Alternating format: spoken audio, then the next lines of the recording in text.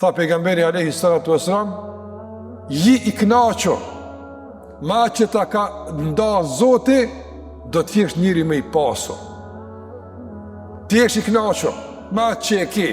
Ti jesh i kënaqur, ma që ta ka caktuar Allahu i mënduar. Është padyshim, është një forcë, është një bindje e brendshme që njeriu t'ia rregullon shumë çështje në jetën e tij. Çka nuk kupton që ti jesh i kënaqur? Të ndërrozër, Islami na ka mësuar që ne të punojmë, të angazhohemi, edhe në aspektin e kësaj bote materiale, ta përmirësojmë në vazhdimsi aspektin ekonomik, mirëqenien sociale, çdo aspekt esim përpara. Mirë po, gjithmonë duke pas parasysh se kjo botë kalon. Kjo botë është mjet. Besimtari nuk kërkon nga pasuria sa për të grumbulluar, sa për të garuar me dikë tjetër, sa për ta përdorur në shënim larg asaj. Edhe grumbullimi i pasurisë dhe dituria dhe pozita për besimtarin kanë kuptime, nga se janë mjete që i ndihmojnë në realizimin e qëllimeve të saktuara, e në veçanti qëllimit për që është krijuar, ajo është adhurimi në Allah të mënduar. Besimtari punon, angazhohet, dhe ajo që i vije është i kënaqur. Çka nuk kupton ti është i kënaqur? Nuk kupton që ta mbash lakmin kontroll, nga se të ndrozër sot nuk matet pasuria e njerëzit me sasi numerike të pasurisë që e ka. Edhe pse njerëz që e matin, njëri më i pasur në botë, pse ka kaq para. Pasuria nuk ka veç e kufizuar në aspekt material. I pasur është ai i cili është i kënaqur me atë që ka. I pasur është ai që është rahat, është i qetë, nga se lumturia, qetësia, rahatia, dashnia është pasuri më e madhe se aspekti material dhe i parave të ndrozëve ato. Ka shumë gjëra që nuk mund me blej me para, nuk mundesh. Allahu xhallahu ala se ka mundsu. A mund ta blesh jetën me para duke i ashty vetes mundësinë për jetuar deri në përjetësi? Nuk mundesh.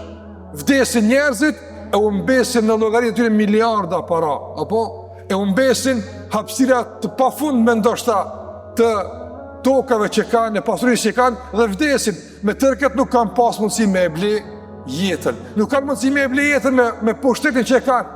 Njerëz të pushtetshëm që kanë ushtri, e kanë dikim, e kanë fuqi, megjithatë, kur rrihet saktimi Allah xhallahu ala, gjitha këto i lojnë dhe ecin tutje. Prandaj nuk ke mundësi gjithçka me arrit me pasuri dhe fuqi. Për shkak se Allah xhallahu ala çdo gjë që e ka dhënë, ja ka jep edhe ndikimin e kufizuar. Andaj besimtari punon, angazhohet, ama është i kënaqur me atë që Allah i ka caktuar. Elhamdulillah, i kënaqur. Andaj pasuria time e madhe nuk është ajo që e ka fituar jashtë, por ajo që e ndin nga brenda. Ku tha pejgamberi alayhi salatu wasalam, "Laysatil ghina min kahratil ard", nuk është pasuria në ekspozim të shumë të pasurisë, por tha el ghina al qalb, tha pejgamberi alayhi salatu wasalam, pasuria reale është pasuria e zemrës, kur shpirtin e ke të pasur, kur zemrën e ke të pasur. Nga se çka i duhet dikujt pasuria, i cili i dhimbset 1 euro me dhon, nga se ka frikë se fiket, ka frikë se harxhohet. Ky mund të jetë i pasur jashtë, po brenda është i varfër. Është i varfër skajshmërisht në emocione, është i varfër ai skajshmërisht në ndjenjat njerëzore, i varfër në dashuri, i varfër në bujari. E kjo është e vërtetë që duhet me e luftu edhe me e largu.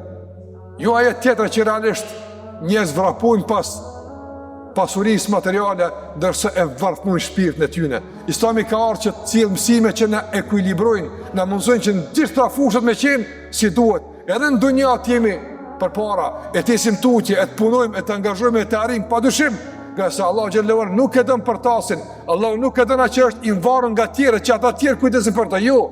Dora që jep tek Allah është më e dashur se dora që merr. Dora e punëtorit është dorë e dashur tek Allah xhallahu ala. Me për kjo ka kufi. Ti je kënaqur. Jo ti je lakmiqar e pangopsi. Ti je kënaqur me atë që Allah xhallahu ala ka caktuar, është pasuria më e madhe në rozën.